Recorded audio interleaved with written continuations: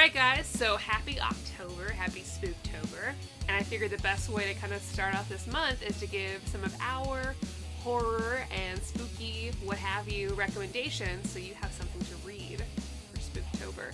Now as you can see, we went a little crazy. We can't even really see Omar anymore. I'm okay with it. You don't need to see me. I'm fine. I'm right here though. So we're going to make this as quick as possible, just talking a little bit about each one. So please stay tuned. First, here's a word from our sponsor. This episode is sponsored by CheapGraphicNovels.com, your online home for brand new graphic novels and collected editions up to 50% off the cover price. Cheap Graphic Novels prides itself on packaging your books so they arrive safely and in excellent condition, as well as prompt and helpful service. And check out their bargain bin for even greater deals up to 90% off cover price. And for you Minties, Cheap Graphic Novels is running a special promotion. If you're a first-time customer, let them know you were referred by Near Mint Condition at the checkout, and you'll receive a credit for free shipping on your next order. Now, this is only for U.S. customers. Cheap Graphic Novels, your source for the hottest books with the kind of deep discounts, quality shipping, and customer service that will keep you coming back for more. Okay, welcome back. Maddie, since this was your idea, this is a great idea. This is something I've been asked to do, and people have been wanting me to do, and I'm curious as to what you would have chosen, so let's do it. Obviously, the size comparison is ridiculous, but I'm sorry. I'll do 3 to your 1. What are you starting it off with? Alright, so first I'd like to recommend Monster. Now, this is Monster by Naoki Urasawa. It's one of his biggest series. This is the older collected version now. They're being released in the Perfect Editions, which is a 2-in-1, I believe. Yeah. They're bigger, but not hardcover. Yeah, it's a long-running kind of like psychological thriller, but not in the way that it's supernatural or anything, just more realistic. Super recommend. It's not your like typical horror, like macabre, gore, everything else, but it's definitely one that will keep you kind of feeling creeped out. So, Monster by Naoki Urasawa. Okay. I'm going to try to make it quicker. Y'all watch this. This is Dororo by Osamu Tezuka, the god of manga. This is the 3-in-1, also available in 3 smaller trades. This is a beautiful book. It is demon hunting. And that's a samurai hunting demons. That's all I need to say. See? That was quick. Yeah. Right? Next up for me, I have to recommend these both, but they are wonderful books and a great addition to anybody's library. This is the Creepy Archives and the Eerie Archives. Both were ongoing magazines, and they were published by Warren, along with Vampirella. But Vampirella now is owned by Dynamite. But these two are anthologies of horror stories in the same vein that Tales from the Crypt, which you will probably see on this list, is. But these were done in black and white.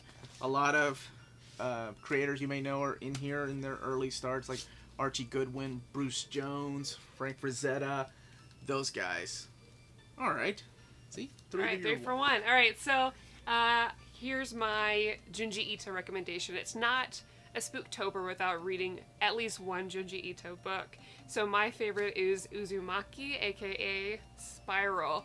Out of everything I've read by Junji Ito, I love all of them, but Uzumaki is still my favorite, so please give it a read. It is not what you think it's going to be. It is glorious. We did it in Old Reader, New Reader. Okay, so one book that I don't hear enough praise about, this is Station 16. Time travel, sci-fi elements, beautiful book, published by Dark Horse. You can find it on the cheap. Get it, you won't regret it. It is a quick read, and the artwork is gorgeous. I really, really enjoyed that one. One of my favorite reads that I did not anticipate to enjoy so much came from Marvel, and this is the Marvel Omnibus, still in print. I've done a video. The restoration in this is absolutely stunning. The colors, the inks, oh man. And I had so much fun reading this. I stayed up till like 3 or 4 in the morning reading the stupid omnibus instead of going to sleep, which I should have been. So 3 to your 1, here we go. Check this out, all 3, that's right. This is the EC Archive Library. We have Tales from the Crypt, Vault of Horror, and The Haunt of Fear. Each one of these collects 5 or 6 of the original magazines that the reason why we had the comics code was because of these books. What is there to say about Tales from the Crypt? It's wonderful. It's great. Vault of Horror, the same thing. They each had their own little host. You had the witch, the old witch, the Vault Keeper, of course, and the Crypt Keeper. Crypt Keeper being the one that HBO did a show of Tales from the Crypt. But these are available. They were originally published by Gemstone. I can do a history of that later on. But anyway, published by Dark Horse. A lot of these are still in print. Check them out. They're old 50s, wonderful magazines. All right, so now that we're narrowing these down, one that Omar and I both love, and our co-host on the Omnibus Collectors Network channel. He drowned this book in root beer! Omnidog himself, Jess, poured root beer on this book. He hated it so much. I don't know if that was on purpose or not, but the story I hear says it was on purpose. So this is Beautiful Darkness. Now, what appears to be just a regular children's book, right? Because if you pick this up, you would think, oh, look at this adorable little Thumbelina-looking character. And that's what I thought, too. I was like, oh, this is just a really pretty hardcover. I'll check it out. This is really hella creepy. It's really creepy throughout. It's not what I thought it was going to be. Think Thumbelina and, like, the Borrowers, like, that kind of, like, crew. But, put into very unfortunate, grotesque situations. Love this book. It's beautiful, for one. Yeah. It's also nice and creepy. The premise of this book is a bunch of fairies are living inside of a rotting corpse of a dead little girl. That's how, so you kind of know what to expect. Yeah. It is a messed up story with beautiful artwork and very misleading because it looks like a children's book. Well, this is why it's in the top shelf down here in the Valdivieso household, because my kids see this and they're like, oh, cute. No. They're going to be mortified. All right. Moving on to Donny Cates' book. This is published by Aftershock. It is a story of the Antichrist. This guy right here, this little baby, and the mother's struggle for survival. This, I believe, I was trying to find, I think it collects the first 11 issues, if I'm not mistaken. It's year 1, so maybe the first 12 issues. But this was really good. I can't wait for more of these. And there is a hardcover. There's trade paperbacks available of that. All right, so this is a book series I've been in love with for a very long time that I don't own, and I'm very jealous Omar does, is Kurosagi Corpse Delivery Service. They're reprinting those. So glad. Yes. Those are coming back into print eventually. And I will buy all of them. Finally. Because they're going to do more. Little Maddie would be so happy. Should I have read it at the age that I was? No, absolutely not. I feel old. These are the omnibus editions. Yeah, it's the omnibus editions, sorry. So it's a 3-in-1. Yeah. This is crazy, gross, and grotesque. And I like horror and gore.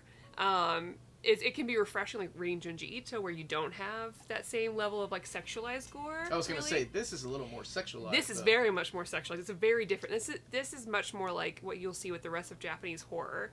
So if you're into that really like crazy body horror kind of stuff, you're going to find it in here. It's gross. It's really gross. But I love this. It's just so creepy and gross and cool. And when they say Kurosagi Corpse Delivery Service, they're dealing with a lot of corpses and a lot of just crazy situations. Love this series. I concur. It is that good. Yeah, it is really good. There's a reason why everybody was really excited for these omnibuses and really devastated when they originally canceled this omnibus line. Yeah. So I think they're going to continue the omnibus line and reprint the ones that are out of print. So I don't know the exact dates, but they are coming back eventually. Thank you, Dark Horse. Good choice. All right, moving on to my next pick. A lot of people were upset that I did not include this series in my top 20 most beloved non-superhero comics, but this is Chew. This is an amazing story. It's John Layman, and the artist is now drawing Farmhand. Rob Giori? Oh, there it is. Giori. Sure. Sorry, Rob. But anyway, I cannot recommend this one enough. It's a lot of fun, but it also has horror elements. Pretty much it's the story of Agent Chew, and anything he eats, he gains their memories, like the last thing that they saw while they were alive. So that's why he's a vegetarian, because if he ate bacon, he would see the pig getting slaughtered, and he was like, no thanks, I don't want anything to do with that. And eventually, you will see different people that have the similar powers. Whenever they eat something, they either gain some kind of power or some kind of fantasy or super sci-fi element. But it's a really good read. All right, so next, Lock and Key. So we reviewed this for October last year for Old Reader, New Reader. Mm-hmm. Very cool, very fantasy, like sci-fi fantasy-esque, like a horror fantasy. Yes. Yeah, so this is by Stephen King's son. Yeah, Joe Hill. Joe Hill. Love this. And I didn't think I would, because the art was a super turn-off. When I first saw this, I was like, this is gross. It's not. Well, to me, it wasn't creepy enough. It reminded me of Nick Bradshaw's artwork. Yeah. But by the end of it, I love the artwork. Yeah, me too. And I still think about this book series. It's so good. I mean, if anyone gives you a top like horror comic books to read for October list and doesn't include Lock and Key, they're wrong. What if it's a top 2 list and it's Tales from the Crypt and okay. Top 10.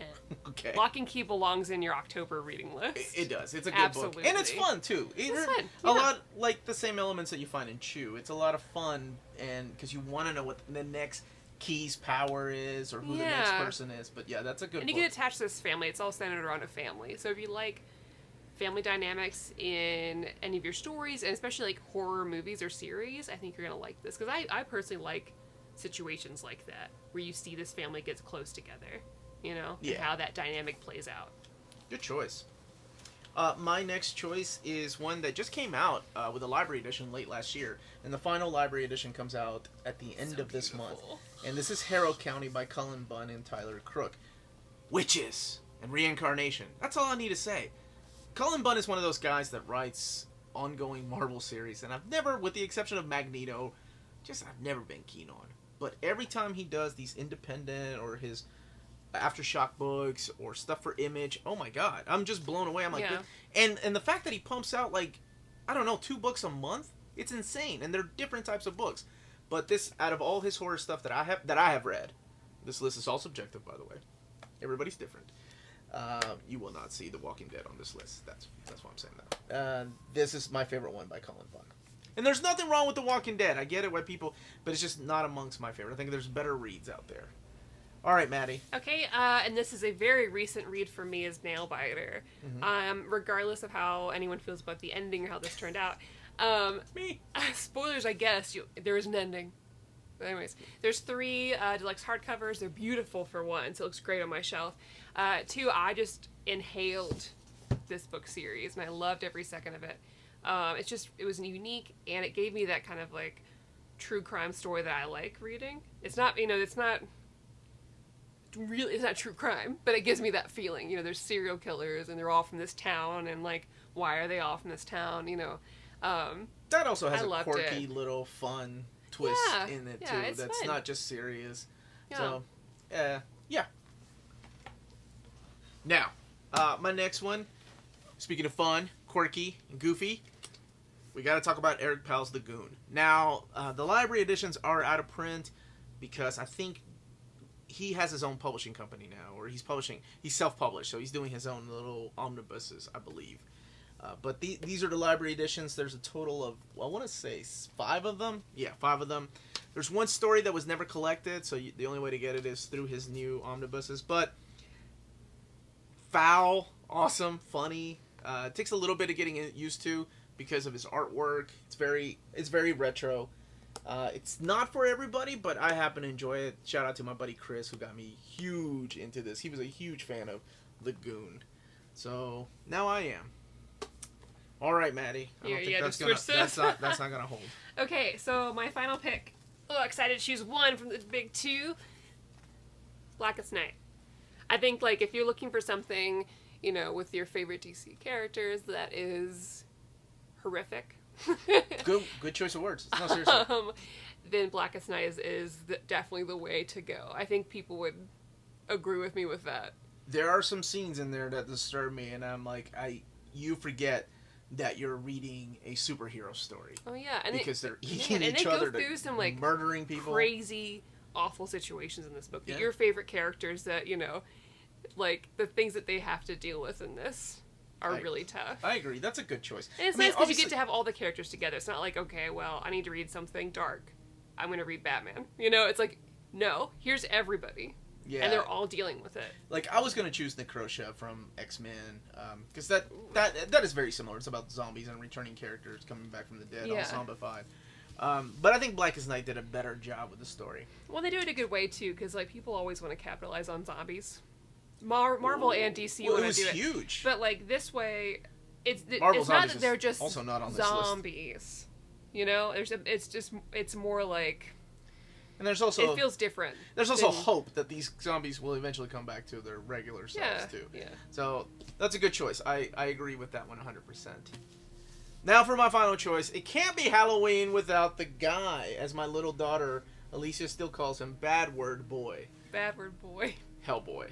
Yes. This is the library edition, all still in print from Dark Horse. The only way to own these books, they have omnibuses, but they're the softcover omnibuses. But no, these are absolutely beautiful with these hardcovers and just oversized artwork. And we've done it in Old Reader, New Reader. We reviewed Volume 1. I think the story to me doesn't really start kicking until the second library edition, which I guess would be Volume 4. But yeah, Mike Mignola's Hellboy. This wasn't a countdown. This is just our list. Which honestly is the best way to do it. Yeah, otherwise we'd be like, hey, that asshole picked Hellboy's number 5. What the hell is Beautiful Darkness even doing on this list?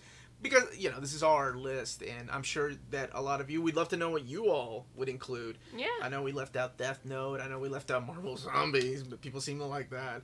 Walking Dead, that's huge. But I'm one of those people that never really enjoyed it that much. So let us know in the comments down below what you would have added. And this is the Uncanny Omar. Wonder Maddie. Thank you for watching.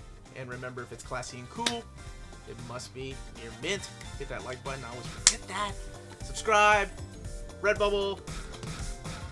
Patreon. We have one. Patreon, that's right. I almost called it Fortran. I'm so shitty at this. Thank you for watching. Bye. Bye.